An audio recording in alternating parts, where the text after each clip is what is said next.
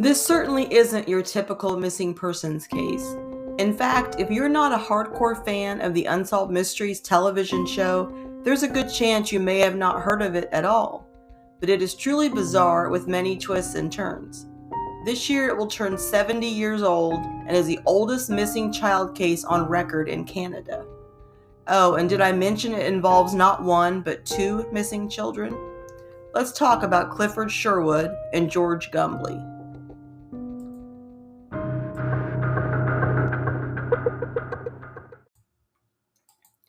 So first, I want to talk about Clifford Sherwood. He was born to Nephi Tex and Frances Sherwood on March 30th, 1945. He lived with his parents and four sisters in Montreal until 1952. Frances had become ill with peritonitis and spent some time in the hospital. Before she was discharged from there, Tex told her he was taking the four girls and leaving. He moved them 3,000 miles away to Vancouver and sent Clifford to stay with his grandmother, where Frances would soon go to recover from her illness. Just 4 months after Tex took the girls, they were left with the housekeeper, who was arrested on a drug charge. They were then placed in foster care, where they would remain for the rest of their childhood. Frances recovered from her illness and became a single parent to Clifford. They lived in Verdun, a suburb of Montreal. Tex would come to see Clifford when he could, and this was something Frances did allow. Then on Thursday, October 21st, 1954, Clifford left the apartment he shared with his mother at 8:30 a.m. to go to school. She told him to hurry so he wouldn't be late. That was the last time she would ever see her son. Clifford began to walk towards school and came across his best friend Butch. As they were talking, Clifford's 12-year-old friend George Gumbley also joined them. As it was time to head towards the Ballantine School, Clifford and George were still talking amongst themselves. When Butch told them they were going to be late to school, the boys told him they would catch up. Neither Clifford nor George ever made it to school that day. Around 6 p.m. that night, Frances Sherwood began to get concerned. She started phoning neighbors to try to track down her son. Then at 8 p.m., she phoned the police, who told her they couldn't begin investigating until her son had been missing for 48 hours. Law enforcement initially thought the two boys had just decided to skip school and would resurface soon. According to a newspaper article from the time of the disappearance, Frances had suggested that Clifford may have gone to Toronto or Vancouver in search of his father, so the authorities were alerted there. As time passed, however, she became convinced that her former husband Tex had abducted their son Clifford. Now I want to talk about George Gumbley. He is the forgotten part of this missing person story. Even though he went missing with Clifford, he is rarely mentioned and outright omitted at times, which is unfortunate and very sad. I was able to speak with a relative of George's in 2019, and there was also a post from a cousin of George's, who has since passed away, on the Unsolved Mysteries board on Sitcoms Online. There isn't much out there, but I wanted to take some time and talk about what I do know about George Gumbley. At the time he went missing, he was 12 years old. His family was frantic when he went missing. They searched everywhere. George's mother is also reported in an article in the Montreal Star from 1954 that her son suffered from rheumatic heart, which is damage to the heart caused by rheumatic fever, and should avoid all exertion. George's family did think that Clifford and George decided to skip school that day. There was a fishing hole in a large park a mile or two from where the boys lived, and only a couple of streets away from their home was the St. Lawrence River, which has a very fast and strong current. George's family believed that when the boys skipped school to go fishing, they accidentally fell in the water and drowned. According to the relatives, George's family asked police to dredge the fishing hole, but they refused because they believed the boys had simply ran away and would be home in a day or two. As the years went by, Mr. Gumbley stayed in the same house after George went missing and refused to move in case his son was alive and wanted to come home. George still has siblings and family members living, and although they don't usually like to have this painful chapter brought up or put themselves out there publicly, it is still a heartbreaking case to them, and they still love and miss their Georgie and want to know what happened to him. They feel sympathy for Clifford's family, of course, but are saddened that George is often left out and forgotten in this tragic story. There were a cluster of sightings of the boys soon after they went missing, as always seemed to be the case in these stories. There were reports they were seen hitchhiking through Vaudreuil almost a week after they went missing. A baker in Verdun thought he saw them near the river at 6th Street and later in a rowboat. Police dragged the river and found nothing. Police, acting on a tip that the boys usually went down to Augrenou Park in Ville-et-Marne, searched the bottom of a pump house but did not find anything. They also checked a Lake Masson residence of an uncle where young Clifford would go every summer. There was a story from Vaudreuil of a woman who saw two boys matching their descriptions going through town carrying a rifle. Incidentally, less than a week before the boys went missing, there was a group of very young boys who had broken into a store on Wellington Street and stole the rifle. Police didn't say whether they thought George or Clifford were involved, but the families do not think that was a possibility. There was also a strange report of a gas station attendant seeing two boys matching Clifford and George's description getting out of the trunk of a car with the man and woman in the front seat. The car was listed as owned by a Windsor, Ontario resident, but no such person could be found. Here are two very compelling stories around the time soon after the boys went missing that I want to share. Clifford has reportedly phoned his aunt the day after he went missing. He was known to have a nervous stutter, as did the young boy calling, and only said, "Auntie, Auntie Hilda," before the phone went dead. The next possible lead is as equally mysterious. Police received an anonymous letter possibly linking the disappearance of middle-aged Verdun woman Mrs. Edward Pigeon with the boy's disappearance. The letter is thought to be written by two 17-year-old girls, and they state that they saw both boys in Mrs. Pigeon's confectionery shop sometime in September. It was also speculated that Clifford and George sometimes worked as messengers for her, but their parents seemed to deny this. The woman sold her shop in September and moved with her husband and 7 children to Bernouillet. She left her family in October and came back to live in Verdun and lived in a flat for a few weeks, and then goes missing herself towards the end of October, around the same time as the boys. I was unable to find out if Mrs. Pigeon ever resurfaced. However, the newspaper article I referenced was written 7 months later, and her family had still not heard from her. The search for the boys continued with no luck. The spring after they went missing, there was a lower torso of a child, thought to be around Clifford's age, found near Sorel. Frances just had a feeling it wasn't her son. She said they only read to her what was found, and she refused to view the remains, so she would not agree that it was him. It is unknown whether the remains could have been George's or not. It doesn't appear as though police agreed with Frances's theory that Tex took Clifford from her.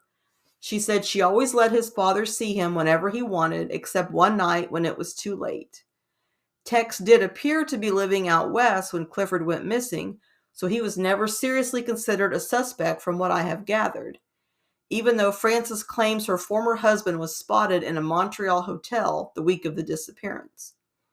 We'll talk a lot more about Tex later, but there are a few things they found after his death that continue to make the family believe that he was taken by his father.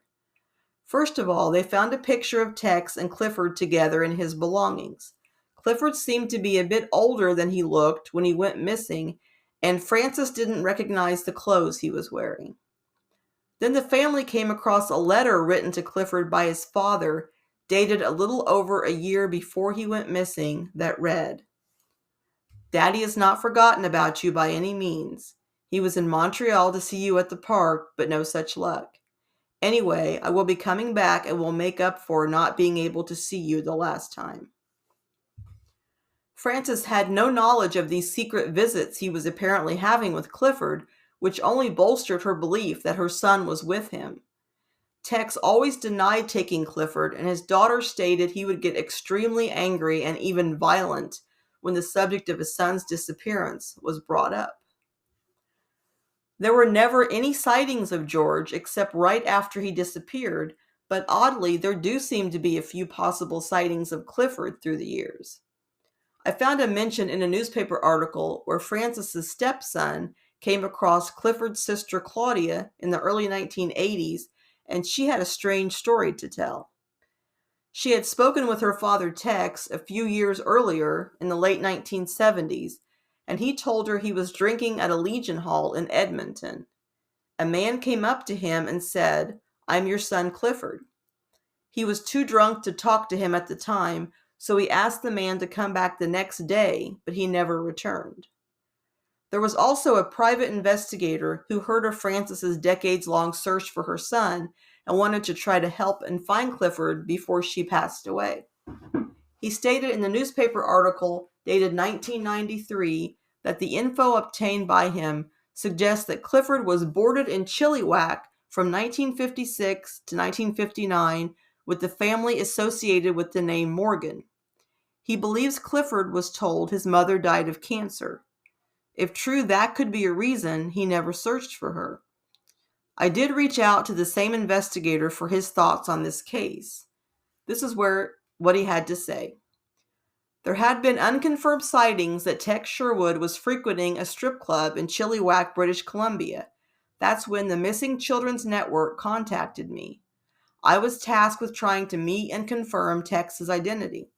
By the time I received the file and made my way to the strip club, the regular known as Tex conveniently stopped showing up. There have been reported but unconfirmed sightings of Clifford over the years, but each time someone tries to confirm it, the person disappears. What makes a young man run away from his school with his best friend and then remain in hiding long after his friend totally disappears off the face of the earth? My gut tells me George met with ill fate and Clifford or Tex were a part of it. This would explain why Clifford and Tex disappear separately, reappear only to disappear just as fast. It's as if neither Tex or Clifford want to be found. He also went on to say, Clifford's case ate away at the gut of many an investigator and law enforcement officer. We all felt there was a third party somewhere who knew the truth, but until that person or Clifford himself came forward, we were all destined to remain mystified. Unsolved Mysteries was also contacted and agreed to profile the case of Clifford Sherwood. As is often the case, the show had a slant and mainly told the story as a grieving mother searching for her son. Sadly, once again George was forgotten, being only mentioned briefly at the beginning of the segment. After the show aired, a former waitress phoned Frances and said she had definitely seen Clifford with Tex in 1960. She said Clifford used to play with her sons until he mysteriously took off with his father. Frances also contacted the Missing Children's Network in Montreal after hearing an interview with one of its founders on the radio to tell her story. The researchers there did some digging and were able to come up with one solid piece of evidence, possibly regarding her missing son. There was a 1987 address of the Top of the Valley Apartments at 12121 Jasper Avenue in Edmonton, where an Edward Clifford Sherwood was listed as living. They then checked with the Department of Motor Vehicles and showed a license was issued in the same name and the birth date of 3/30/45, which exactly matched Clifford's birth date. The only thing different was that Clifford's first and middle name were reversed. Could Clifford have been alive and well all this time? By the time they found this information, the person at the apartment had moved and didn't leave a forwarding address. Still, it gave Frances hope he was still out there. There was another person who called in after the Unsolved Mysteries segment aired, referring to a person named Clifford, whom they knew and thought could be the missing person in question. This person was not Clifford, but was his brother. I have spoken with this man's daughter, and that leads to my next subject to discuss, the many lives of Nephi Tex Sherwood.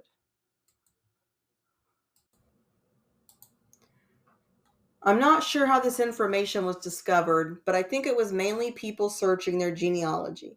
There were a few people who were not raised by their birth parents, but from what they were told, were able to track them down. I encountered one such person years ago, and she spoke with me, and I want to thank her for her help. Her name is Roxanne, and she was raised by her maternal grandparents and was able to track down her birth father in 1997. His name was Clifford. Yes, he was another son of Tex Sherwood with the same name as his missing son.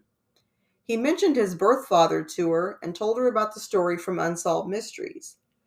Through collaborative research, some family members were able to ascertain that Nephi Tex Sherwood was a work of fiction, and in reality his actual name was Edward Walter Thorne.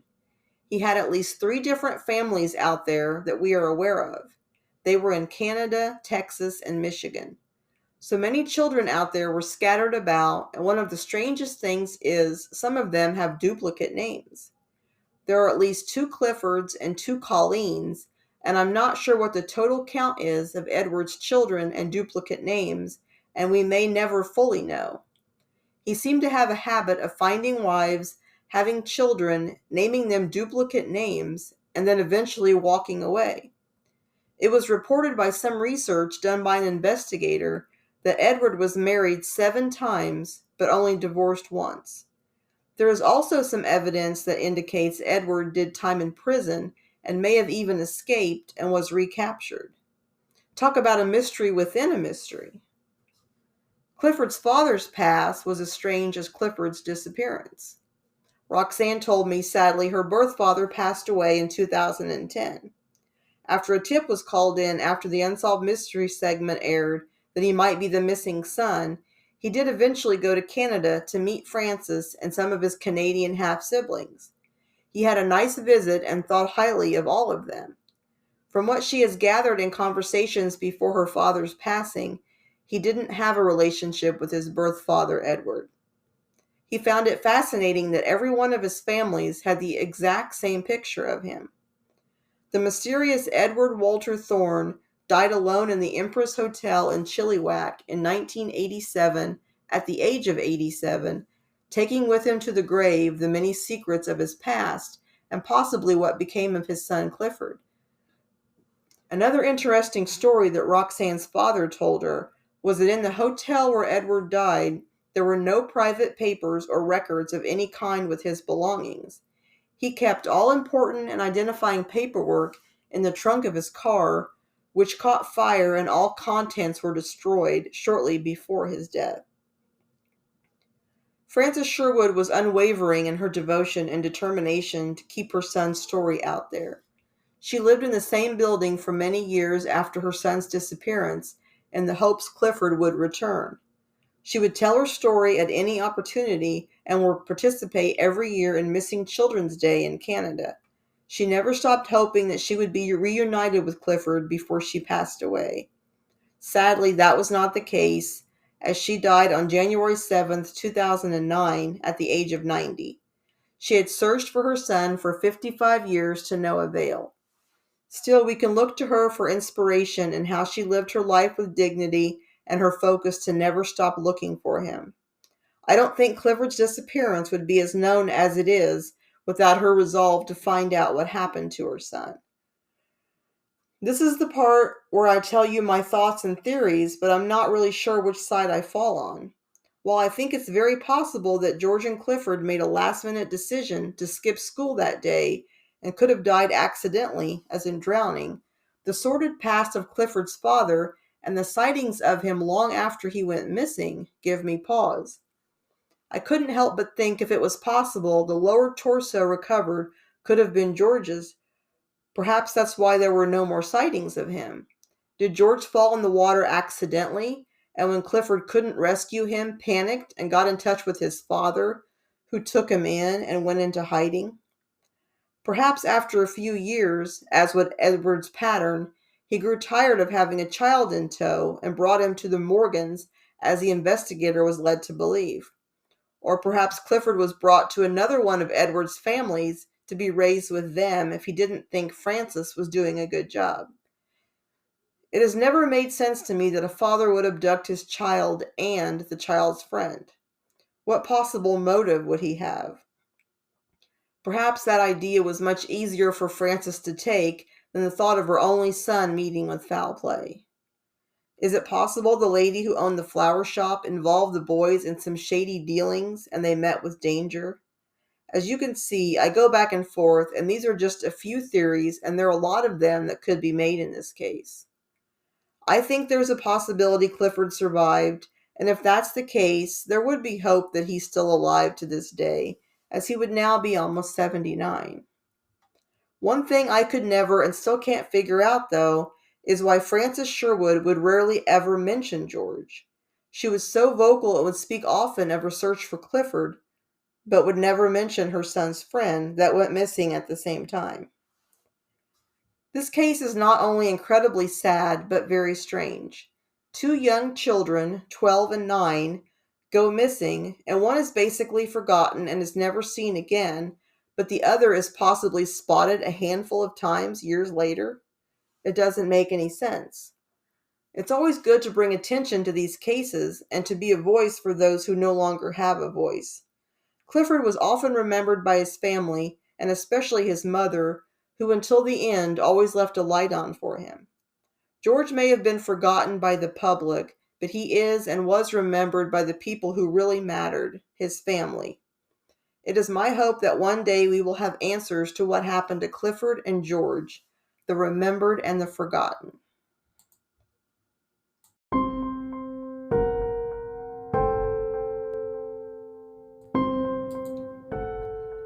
That concludes the podcast on Clifford Sherwood and George Gumbley. If you enjoyed it, please leave me a rating or review on your favorite podcast app. You can find my podcast on Spotify, Apple Podcasts, Amazon Music, and iHeartRadio. It is one word, Lost and Found Podcast. I post a new podcast every other Sunday. As always, you can find all of my articles as well as links to my latest podcast on my website at Lost and Found Blogs, and you can contact me via email at lostandfoundpodcast@yahoo. And remember that cold cases stay cold because their story stops getting told.